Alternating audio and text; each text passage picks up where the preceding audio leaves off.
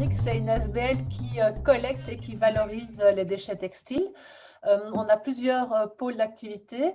On a tout d'abord l'activité plus pour les particuliers, où là, en fait, avec tous les tissus qu'on collecte, on les vend à petit prix dans notre boutique qui est située à Ixelles, près du cimetière d'Ixelles.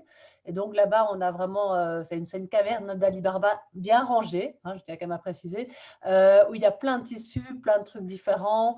Il y a des boutons aussi, des billets, du passepoil. Et je crois que Sophie va vous montrer les lieux du coup.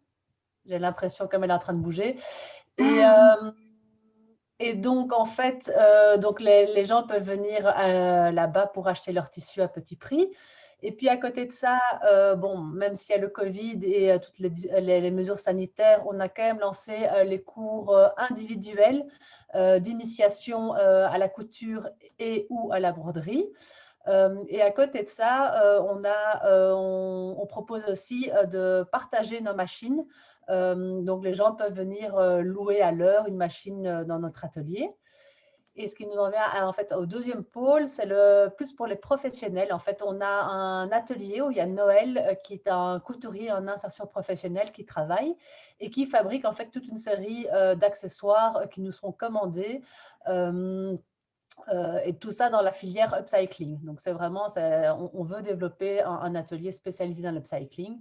Et donc, justement, les machines qu'on met en location, ce sont les machines notamment de l'atelier pour vraiment être dans l'économie du partage. Reuse Fabrique, c'est vraiment 3 espaces. C'est le coin bibliothèque-café, la mercerie et l'atelier. Et c'est vrai que dans le concept, il y a aussi cette partie justement café, coin, bibliothèque qui n'est pas ouvert aujourd'hui évidemment pour cause de Covid, mais l'idée c'est que aussi ce soit une zone d'échange, que les gens puissent venir se détendre, préparer leurs projets. Donc on veut vraiment, Reuse, c'est tout un espace d'accueil, de bien-être, un endroit où on prend soin de soi, où on a son projet. Voilà, donc on veut vraiment en faire un lieu très convivial.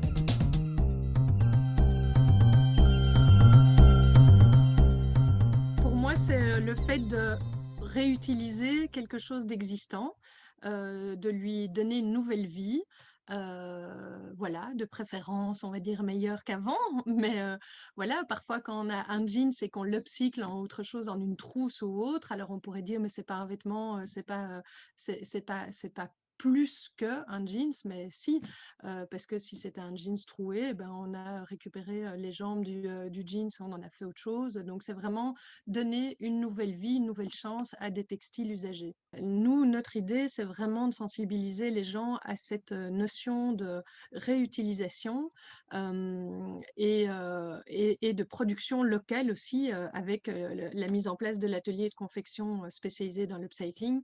C'est qu'on a aussi envie de produire de plus en plus ici à Bruxelles, en tout cas, voilà, de faire du local, parce que ça permet aussi de dynamiser l'économie de notre pays.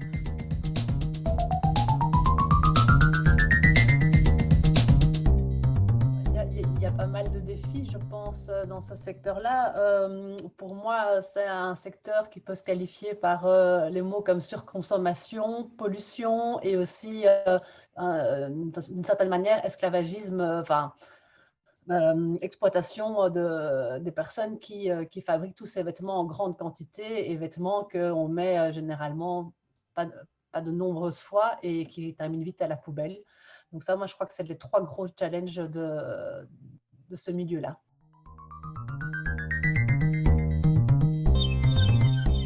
Moi, le rêve le plus fou, ça serait en fait que notre espace ne soit plus l'exception, mais devienne la norme et que donc la majorité des magasins soient en fait relèvent de l'économie circulaire et voilà. Donc c'est peut-être un rêve un peu, je suis peut-être un peu trop optimiste, mais voilà, j'aime y croire. Moi, le rêve le plus fou, oui, de toucher un maximum de gens, de sensibiliser les adultes, mais aussi les enfants, puisqu'on aimerait bien organiser des sorties pédagogiques pour sensibiliser les enfants à l'upcycling et de pouvoir leur faire comprendre qu'il y a une autre façon de consommer. Ça, pour moi, ce serait vraiment un bel objectif.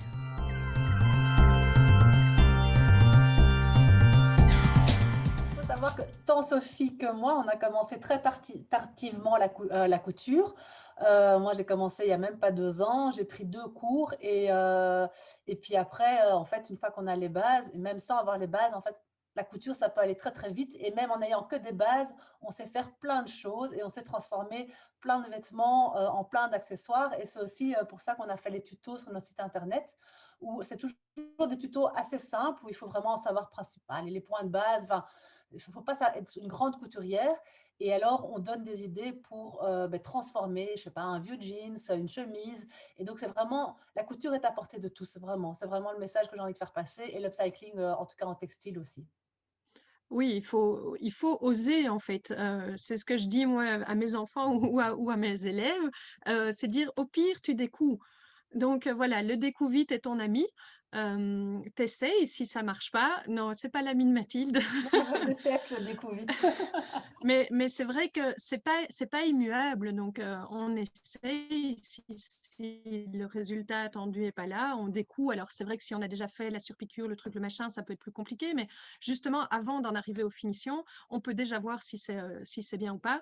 Et puis voilà, découdre, commencer, oser, jusqu'au moment où on a le résultat attendu. Et effectivement, il y a déjà plein de choses qu'on peut faire avec les techniques de base.